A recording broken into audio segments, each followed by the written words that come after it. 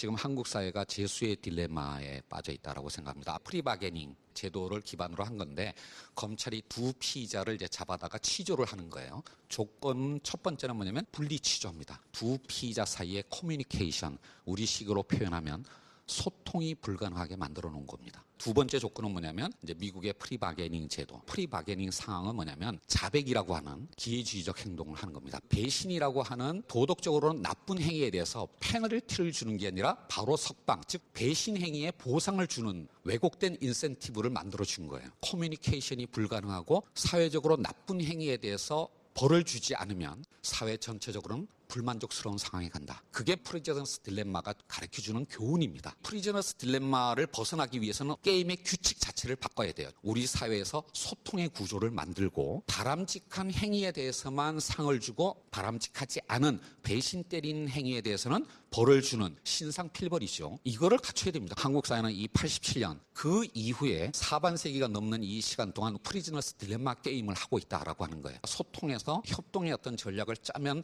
모두가 더 이루어진다는 걸 알지만 나만 변화하고 쟤는 변화하지 않으면 나만 바보가 된다라고 하는 실패 경험을 너무나 많이 해왔기 때문에 현 상태를 절대 벗어날 수 없는 이 질곡에 빠져 있다라고 생각합니다. 정치인들도 그렇고요. 재벌 총수 시민단체도 다 마찬가지입니다.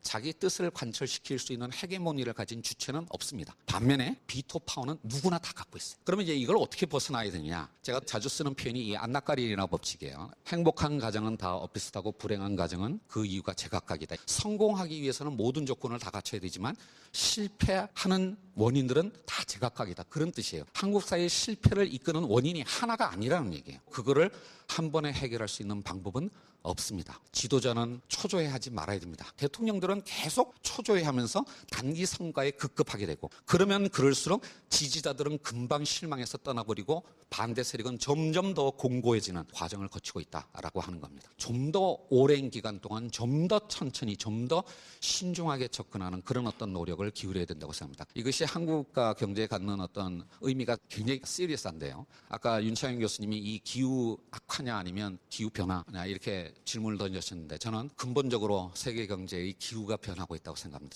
저는 지금 뉴노멀 시대라고 저는 생각을 합니다. 한국 경제의 성과를 결정하는 요인은 크게 보면 세 가지 차원으로 나눌 수가 있습니다. 첫 번째는 뭐냐면 세계 경제 체제의 차원인데 ICT화와 글로벌화가 우리나라뿐만 아니라 전 세계의 양극화에 부작용을 가져왔습니다. 여기에다가 불안정한 어떤 G2의 체제가 계속 이어지고 있습니다. 우리는 그 G2의 틈바구니 속에서 불안정한 생존을 유지해야 되는 그런 어떤 상황에 있는 거고요. 두 번째로는 이 동아시아 분업 구조. 한국이 차이나 이펙트의 최대의 수혜국이었습니다. 근데 중국이 우리가 경쟁 우위를 갖고 있는 산업에서 우리의 강력한 경쟁자로 등장을 했습니다. 믿을 수 있는 품질의 제품을 리즈너블한 프라이스로 만들어내는 이 한국의 경쟁력이 지금 중국에 의해서 심각하게 위협받고 있는 거고요. 세 번째 한국 경제의 성장을 이끌어왔던 트리클 다운 이펙트가 소멸했고요. 그다음에 인구 구조의 변화가 세대 갈등을 증폭시키는 과정이 있습니다. 결론적으로 한국 경제는 새로운 성장 산업도 보이지 않고요. 새로운 시장도 보이지 않는 뉴노멀의 시대에